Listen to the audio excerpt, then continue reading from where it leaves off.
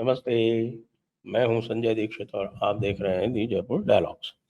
आज एक महत्वपूर्ण घटना होने वाली है और वो ये है कि योगी जी और मोहन भागवत सरसंघ चालक हैं जो आरएसएस के, उनके बीच में एक भेंट होने वाली है, मुलाकात होने वाली है, एक मीटिंग होने वाली है गोरखपुर में, क्योंकि मोहन भागवत जी इस समय गोरखपुर प्रवास पर हैं और वहाँ पर जो ओटीसी होती है उसके प्रथम वर्ग के एक कार्यक्रम में हैं। तो अब योगी जी और मोहन भागवत में क्या बातचीत होने वाली है, इसको लेके चारों तरफ अटकलों का बाजार गर्म है। कुछ लोग तो यहाँ तक कह रहे हैं, जी हाँ, भारतीय जनता पार्टी वाले कह रहे हैं कि भाई आरएसएस को मनाने का काम मोदी जी ने योगी जी को दिया है। अब ये जो है मुझे कुछ बात जम नहीं रही है, क्योंकि योगी जी के पर काटने के लिए जितना कुछ प्रयास किया गया, वो सारे के सारे लोग वही हैं जो विशेषकर जो देखा जाता है, जो गृह मंत्री के कृपा पात्र हैं। आप ये देखें, आज से नहीं, ये बात जो है 2027 से पहले भी हुई थी। 2027 से पहले भी योगी जी के पर कतरने का पूरा प्रयास किया गया था और केशव प्रसाद मौर्य, जो कि बहुत ही खासम खास हैं गृह मंत्री जी के, और ब्रजेश पाठक, उन्होंने दोनों ने मिलके योगी जी को नीचा दिखाने के लिए कोई भी प्रयास नहीं छोड़ा था। आप ये देखिए कि जब कोविड का कार्यक्रम चल रहा था और कोविड को परास्त करने के लिए योगी जी अस्पताल जा रहे थे और जहां मृत्यु हुई थी वहां गांव-गांव जा रहे थे, तो पूरे मंत्रिमंडल में वे अकेले थे। कोई भी उनके साथ नहीं जा रहा था। सारे मंत्री जो थे वो कोविड का बहाना बना के घर में पैक्ड थे।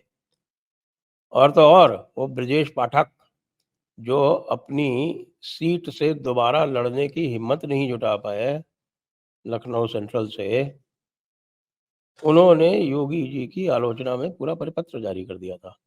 और केशव प्रसाद मौर्य से चुनाव के समय जब लोग ये पूछने जाते थे कि भाई क्या ये चुनाव योगी जी के नेतृत्व में लड़ा जा रहा है, तो वो ये कह देते थे कि यह मामला हाईकमान के पास है, इस पर निर्णय हाईकमान करेगा।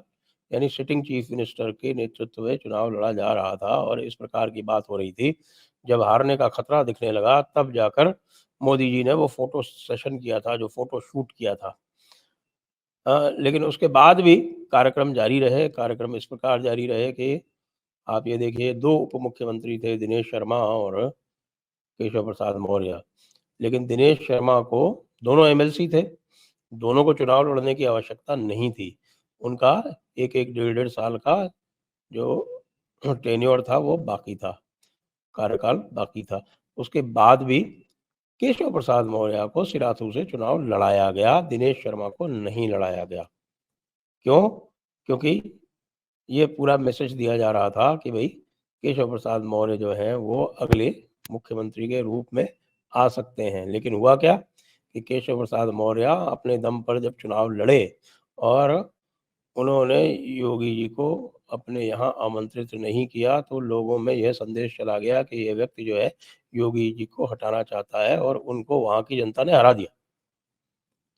लेकिन उसके बाद भी उनको दोबारा उप मुख्यमंत्री बना दिया गया।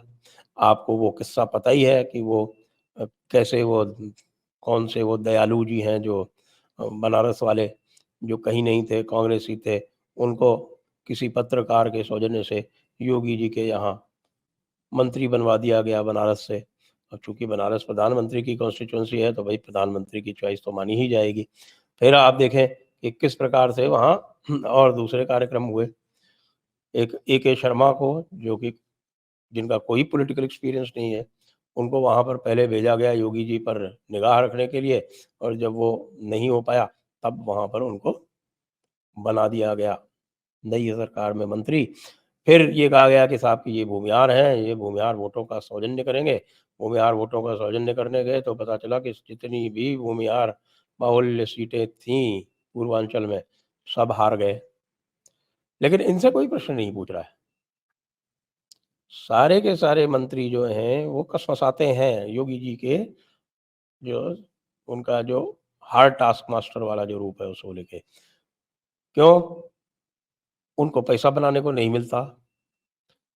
योगी जी ने सारे जो कार्य हैं, सारे जो टेंडर हैं, उनकी ई-टेंडरिंग कर दी, उनका प्रोसेस स्मूदन कर दिया, सब कुछ जो है वो साफ-साफ ऐसा ट्रांसपेरेंट कर दिया कि मंत्रियों को पैसा बनाने में दिक्कत होती है, तो वो अपना गुस्सा कार्यकर्ताओं के ऊपर निकालते हैं। भाई, आप योगी जी को ब्लेम कर रहे हैं, जिनको प्रधानमंत्री के बराबर बल्कि प्रधानमंत्री से अधिक रैली करने का दायित्व पार्टी ने दिया है। वो व्यक्ति अपना दायित्व बखूबी निभा रहा है। और जो दूसरे मंत्री हैं, जिन्होंने कार्यकर्ताओं की उपेक्षा की, जिन्होंने कार्यकर्ताओं से संपर्क नहीं किया, वो जो है वो गोलबंदी करके कह रहे हैं कि साहब योगी जी को हटाओ। कौन कर रहा है ये? ऊपर से शह नहीं हो तो ऐसा थोड़े ही हो सकता है, ये हो रहा है, ये हमें पता है और सब जानते हैं कौन करवा रहा है, लेकिन नाम नहीं लेते हैं। अब आप देखें कि योगी जी अकेले ऐसे हैं, जहाँ भी बड़ी हार हुई है, चाहे वो हरियाणा हो और चाहे ये महाराष्ट्र हो, ये अकेले हैं योगी जी, जिन्होंने एक-एक दिन में 27-27 मीटिंग करके और पूरा दायित्व निर्धारण करने का कार्य न केवल आरंभ किया, बल्कि 10 दिनों के अंदर लगभग उसको पूर्ण कर दिया है। ऐसा कर्मठ और दायित्वपूर्ण मुख्यमंत्री भाजपा के और जो 22 प्रदेश हैं, उनमें से एक भी नहीं है। और आज वो जब मोहन भागवत से मिलेंगे, तो निश्चित रूप से इस बात पर चर्चा होगी, क्योंकि जितने भी हारे हुए कैंडिडेट थे, उनको सबको बुला के योगी जी चर्चा कर चुके हैं। उनको एग्ज़ैक्टली पता है कि क्या गड़बड़ हुई है। उनको ये भी पता है कि टिकट वितरण किस प्रकार हुआ है और जो दिल्ली में जो मीटिंग्स हुई हैं, उसमें उनका बहस-मुबाहिसा भी हो गया है उनसे और काफ़ी तेज़ स्वरों में बात हो गई है उनसे, जिन्होंने टिकट बाँटा है। और जिस प्रकार से जेपी नड्डा ने, जो अध्यक्ष हैं बीजेपी के, उन्होंने वक्तव्य दिया चलते चुनाव में, इस पर भी बात आज मोहन भागवत जी से होनी है। मोहन भागवत जी गोरखपुर आए हैं तो उनका प्रयोजन स्पष्ट है। उनका प्रयोजन है कि योगी जी की साथ छेड़छाड़ करने के किसी भी प्रयास को आरएसएस विफल करेगी।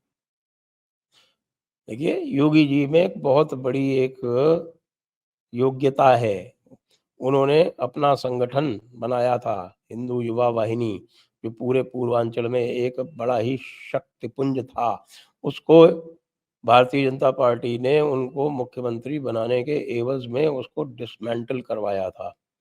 जी हाँ, जिस प्रकार से भारतीय जनता पार्टी ने वीएचपी को और बजरंग दल को उनको निर्बल करने का कार्य किया, उसी प्रकार उन्होंने ये शर्त रखी थी, कंडीशन रखी थी कि हिंदू युवा वाहिनी को आप जो है वो निष्प्रभावी कर दीजिए, इसको समाप्त कर दीजिए। तो हिंदू युवा वाहिनी को एक बार तो उन्होंने समाप्त कर दिया, लेकिन हिंदू युवा वाहिनी की जड़ें तो हैं ही, उसको तो कौन नकार सकता है। कोई गुटबाजी योगी जी ने 7 वर्षों में नहीं की। उनका कोई फ़ेवरेट मंत्री नहीं है। सारे मंत्री उनके लिए समभाव से देखे जाते हैं और संगठन जो है उसमें वो कोई दखलंदाज़ी करते नहीं हैं। लेकिन उसके बाद भी यदि संगठन जो है वो पूरी तरह से योगी जी की तरफ से फ्री हैंड मिलने के बाद भी अपना कार्य नहीं करे और यह प्रयास किया जाए कि सारा का सारा उत्तरदायित्व जो है वो योगी जी के ऊपर डाल दिया जाए, तो भाई उत्तर प्रदेश वाले इसको सहन नहीं करेंगे। ये अब ऊपर वालों को भी पता चल गया है। मेरा विचार है कि मोदी जी का सपोर्ट तो है योगी जी को, लेकिन कुछ अन्य लोग जो हैं वो योगी की टाँग खींचकर उनको बाहर करना चाहते हैं, क्योंकि वो उनके आकांक्षाओं में और उनकी जो अभिलाषाएँ हैं, उनमें रोड़ा बन सकते हैं, लेकिन ये होगा नहीं। देखिए, एस्ट्रोलॉजिकली भी हमारे यहाँ कार्तिक गौर जी आए थे और उन्होंने प्रेडिक्ट कर दिया था कि भाई आगे आने वाला जो ज़माना है, वो तो योगी जी का ही है।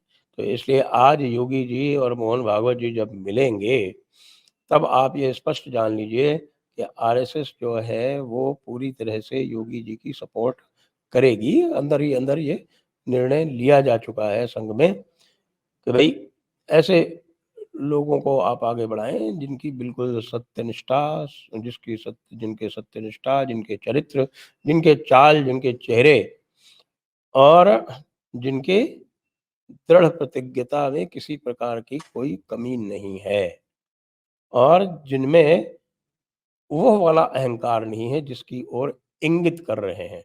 और मैं आपको ये भी बता दें, जब अहंकार को संघ इंगित कर रहा है, तो वो नरेंद्र मोदी को इंगित नहीं कर रहा है, वो किसी और को कर रहा है। आप इसका भेद जान लें और हमें भी कमेंट में बता दें। जय हिंद, जय भारत, वंदे मातरम।